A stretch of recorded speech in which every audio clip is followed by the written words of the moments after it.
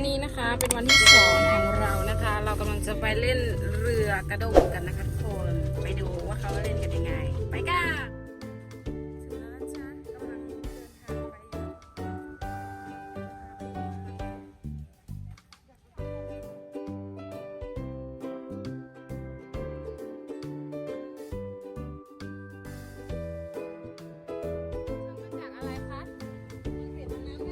อะไรคะ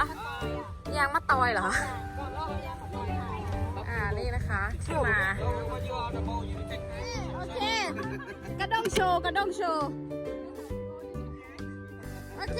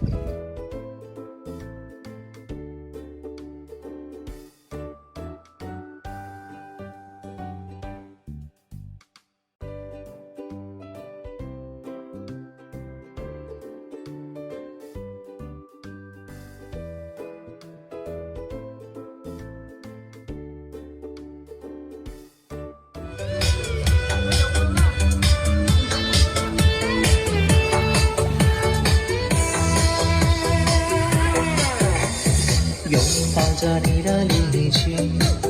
数着一行行的泪滴，等着梦着会不愿睡，寂寞也只剩我的狼狈。窗边电话乱坠，不如你和他的暧昧，我的心在慢慢枯萎，悄悄地睡。如果亲爱的心痛，不爱的保重，难挨的却成空，让我再一次感受你的温柔。如果他当时候以为悲伤爱会全身而退，爱情已经无所谓。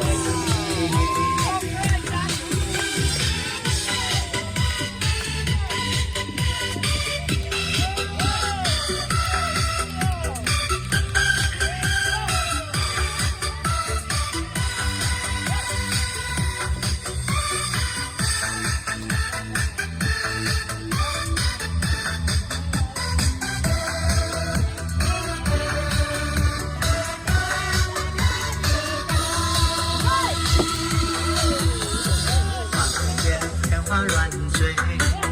不如你和他的暧昧，我的心在慢慢枯萎，悄悄地睡。如果亲爱的心痛，不爱的保重，难挨的却成空，让我再一次感受你的温柔。如果他当时和你以为悲伤在不可承受。ตอนนี้นะคะเรากำลังไปพิจารณาหนังนะคะ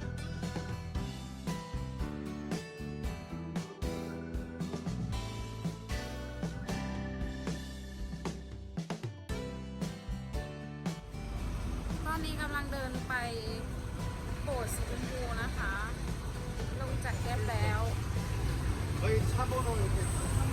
ไปดูโบสถ์สีชมพูกัน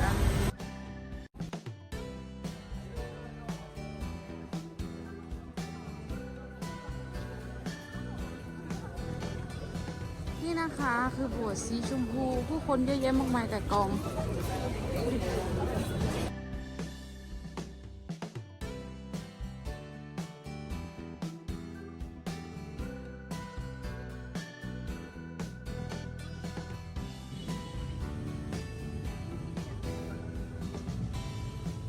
ชมพูตอนนี้เราอยู่ที่ส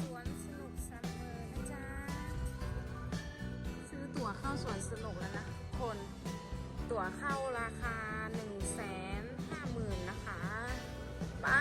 สนุกกันมันใหญ่มากทุกคนมันใหญ่มากๆเลยนะจ๊ะอะไรไม่รู้ว้านี่ทุกคนเรากำลังจะขึ้นชิงช้าสวรรค์ตรงนี้นะแต่มันใหญ่มากเลยนี่มันเข้าทางนี้นะคะเดี๋ยวเราจะพาไปดูแสงของเมืองดานังนะคะเพราะว่าเราจะไปเก็บภาพจากชิงช้าสวรรค์ด้านบนนะจ๊ะตรงนั้นก็มีเครื่องเล่นนะห้องนี้เล่นได้ทุกอย่างนะคะน่าจะยิงอ่ะยิงตั๋วข้างในอ่ะลองไหมโชว์สกิลค่ะโชว์สกิล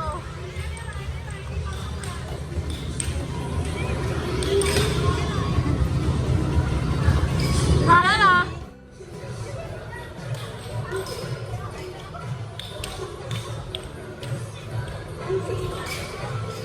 ตอนนี้เขากำลังพนันกันนะคะเล่นได้ทุกอย่างเลยเด้อแพ้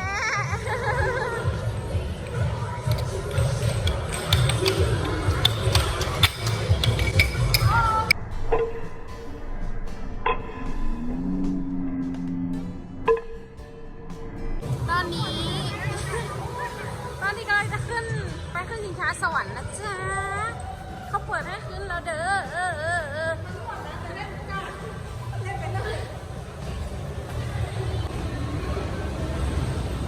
ไปจ้า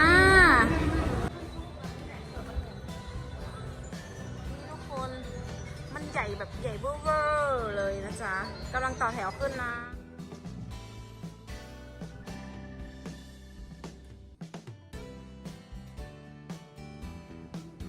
ยังไม่ใช่นะคะทุกคน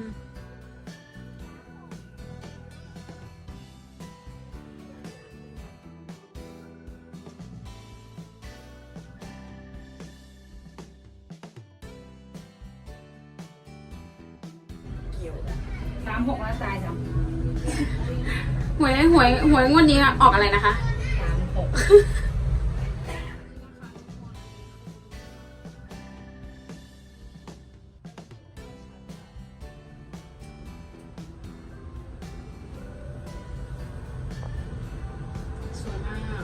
สูงมากทุกคน โอ้โหเราเกือบท็อป 10แล้วไม่เคย ตอนนี้ขึ้นมาสูงมากทุกคนเกือบเป็นทั้งเมืองของดานังแล้วนะกำลังจะลงแล้วเด้อกระจกก็ไม่ชัดนะจ๊ะทุกคนเก็บบรรยากาศมาฝากแค่นี้ละจ้ะ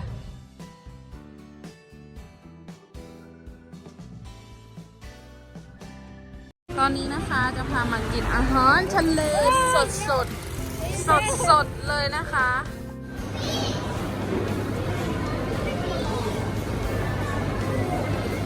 ทุกคนคือ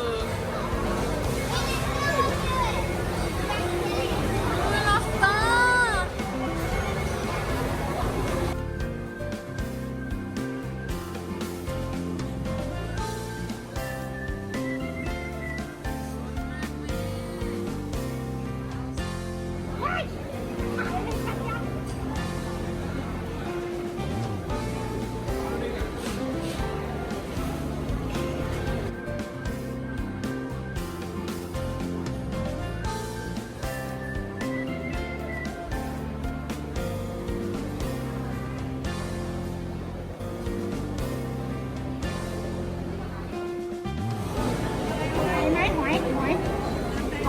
หอยลายก็ได้แล้วนะ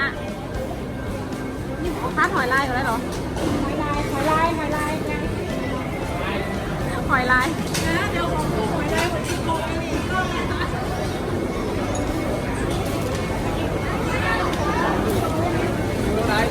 ่คงรอผัดพริกเผาผัดสไปซี่ yes พริกเผาสดไหมเนี่ยบะหมี่สดนะ โคกิสด